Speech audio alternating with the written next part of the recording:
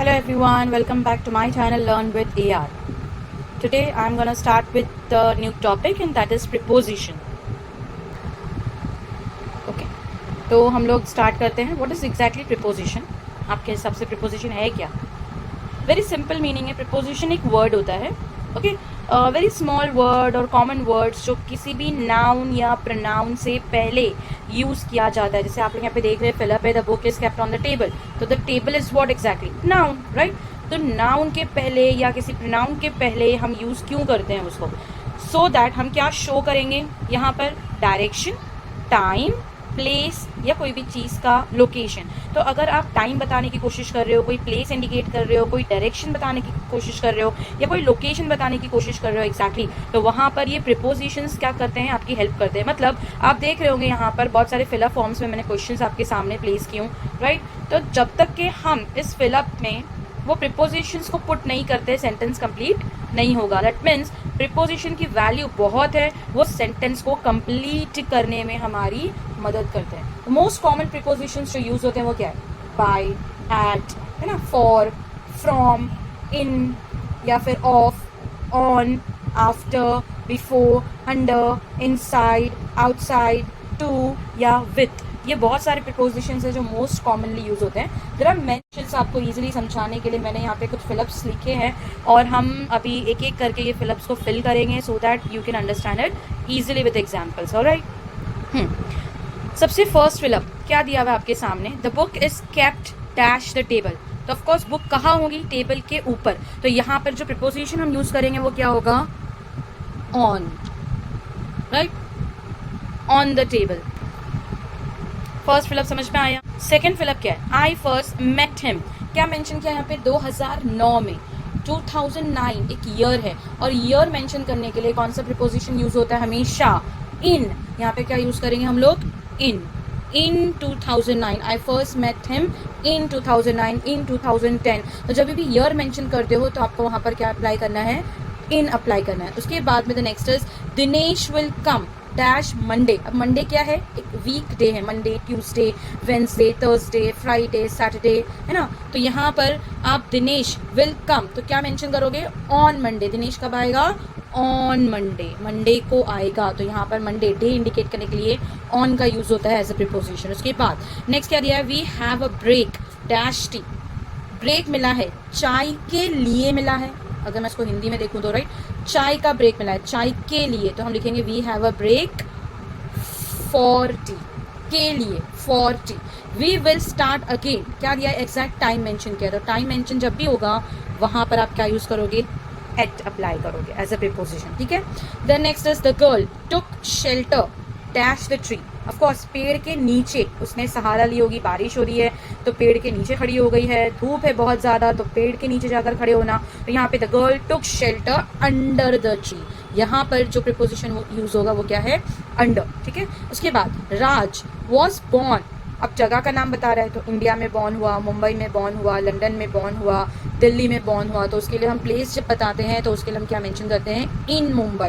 ठीक है. बट उसके आगे डेट भी दी गई है आपको. तो कब हुआ था वो बॉर्न? 2 जुलाई को. तो जब डेट मेंशन की जाती है, complete date, it's not about only month या फिर ईयर, सिर्फ मंथ या सिर्फ ईयर, इन 2009 इन जुलाई. लेकिन अगर डेट है 2 जुलाई तो वहां पर आप मेंशन क्या करोगे? On 2 July. ठीक है. उसके बाद we completed the work dash 30 minutes. हमने काम कंप्लीट किया, फिनिश किया 30 मिनट के अंदर.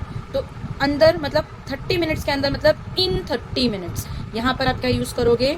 टाइम इंडिकेट करने के लिए इन 30 मिनट्स. अगर एग्जैक्ट टाइमिंग है, लाइक कौन सा टाइम है? 4 PM, 2 PM, 2 AM, 3 AM, तो उसके लिए एट यूज होगा. ठीक है. लेकिन कितने मिनट्स या कितने सेकेंड्स में आप वो काम कंप्लीट कर रहे हो तो वहाँ पर वो टाइम, वो ड्यूरेशन मेंटेन करने के लिए आपको इन अप्लाई करना होगा.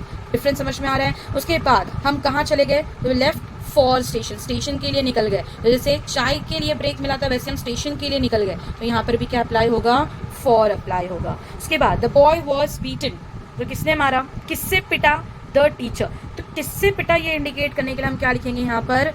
By the teacher. The boy was beaten by the teacher. अब वो टीचर ने मारा तो सही है लेकिन किस चीज से मारा? तो स्टिक से मारा. तो क्या यूज किया? तो जहां यहाँ पर कोई ऑब्जेक्ट यूज हो रहा था हम उसके लिए क्या मेंशन करेंगे? With a stick.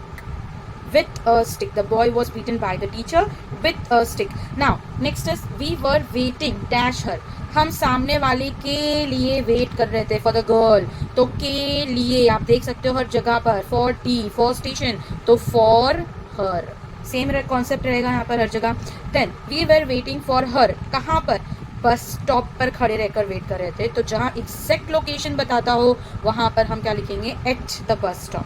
ठीक है, अगर मुंबई है, जगह का नाम है, उस मुंबई में हम रहते हैं, उस मुंबई में हम पैदा हुए हैं, दिल्ली में रहते हैं, इंडिया में रहते हैं, तो उसके लिए हम इन यूज़ करेंगे. बट वहाँ पर पर्टिकुलर लाइक बस स्टॉप है, रेलवे प्लेटफॉर्म है, सिनेमा हाउस है, तो इन सब एक पर्टिकुलर लोकेशन, एग्जैक्ट लोकेशन उस जगह की जो बताने की कोशिश की जाती है, वहाँ पर हम क्या यूज़ करेंगे, एट यूज़ करेंगे. उसके बाद नेक्स्ट आता है the robbers. The robbers entered the house. अगर पूरे दिन का टाइम होना बच्चों, तो वहाँ पर हम क्या यूज़ करते हैं, पता है, in morning, in afternoon, in evening. लेकिन जब पूरी रात का टाइम जब मेंशन करना होता है, तो वहाँ पर हम लिखते हैं एट. ये हमेशा याद रखना, at night. The robbers entered the house at night. Next is my mom is preparing lunch. तो कहाँ प्रिपेयर कर रहे हैं, किचन के अंदर, के अंदर, again in the kitchen. We will meet dash the dinner this Sunday. We will meet dash the dinner. तो ऑफकोर्स जैसे एट नाइट है, नाइट टाइम के लिए एट यूज होता है, तो उसी तरीके से डिनर के लिए भी क्या यूज होगा, एट.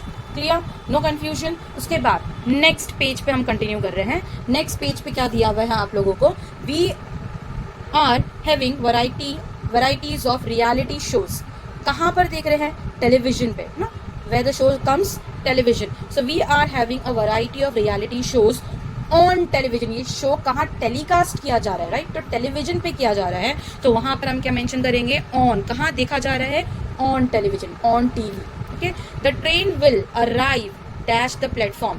ऑफकोर्स जैसे यहाँ पे मैंने बताई थी एट द बस स्टॉप हम वेट कर रहे थे, उसी तरीके से ट्रेन कहाँ अराइव होने वाली है, एट द प्लेटफॉर्म. लेकिन टाइम भी मेंशन किया है, तो ऑफकोर्स क्या होगा, एट 3 PM. जब exact time of the day is mention, वहां पर एट का यूज होगा. हर जगह पर हम सिमिलर देख रहे हैं कॉन्सेप्ट. उसके बाद let's have a lunch together. साथ में लंच करते हैं, ठीक है, अच्छी बात है. Dash the afternoon. तो कब, तो ऑफकोर्स मैंने कहा आप लोगों को सिर्फ नाइट के लिए एट लगता है, बाकी के टाइम के लिए क्या लगता है, in the afternoon, in morning, in afternoon, in evening. Don't forget. Okay, next is the boy was hiding. Of course hiding himself. तो वो कहाँ छुप कर बैठा था, ऑफकोर्स टेबल के ऊपर तो नहीं, नीचे ही छुपा होगा, तो यहाँ पर भी क्या आएगा, under the table. My birthday comes dash. Month आया, एक पर्टिकुलर मंथ या एक पर्टिकुलर ईयर मेंशन करने के लिए इन यूज होता है.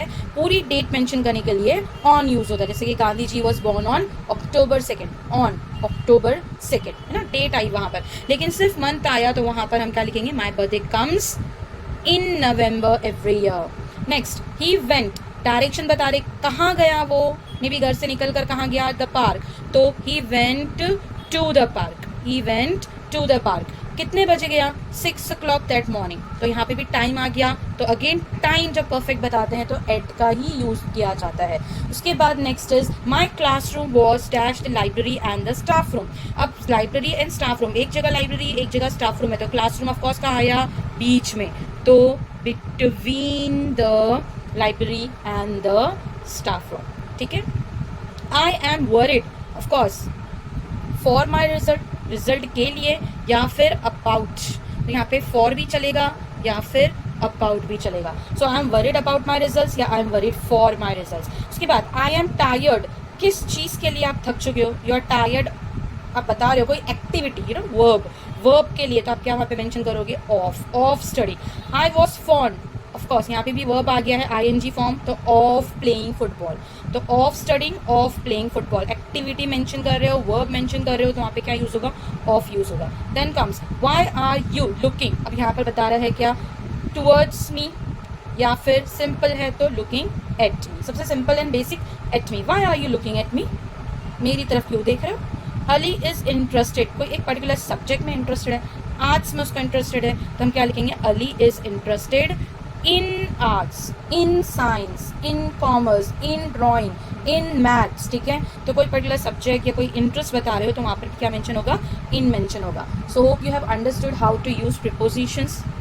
ठीक है, इन द फिलअप फॉर्म। तो अगर प्रिपोजिशंस आपने अच्छे से सीख लिया है तो इसको डेली बेसिस पे भी एट टाइम मेंशन करने के लिए, डे मेंशन करने के लिए, ऑन, ईयर मेंशन करने के लिए, इन, ठीक है, या फिर के लिए, कोई चीज़ के लिए है तो for, okay, under the tree, under the roof, under the table, उसके अलावा एट नाइट या पूरे दिन के लिए, in afternoon, in evening, in morning. तो ये सारी चीज़ों को ना आप डेली लाइफ में जब आप सेंटेंस फ्रेम करते हो, इंग्लिश अगर सीखने की कोशिश करते हो, तो सबका बेसिक यूज़ है प्रिपोजिशंस का। ये बेसिक प्रिपोजिशंस है जो मोस्ट कॉमनली यूज़ होते हैं, तो इसका अगर यूज़ डेली लाइफ में करते हो तो आपके लिए इंग्लिश बोलना भी काफ़ी आसान हो जाएगा। सो hope you have understood my lecture और आपको इससे बेनिफिट मिलेगा। तो डेफिनेटली ये बेनिफिट आप अपने फ्रेंड्स के साथ में भी शेयर करोगे। तो माय रिक्वेस्टर्स के इस वीडियो को आप आगे फॉरवर्ड ज़रूर करेंगे। And please like and subscribe my channel. Okay, thank you everyone.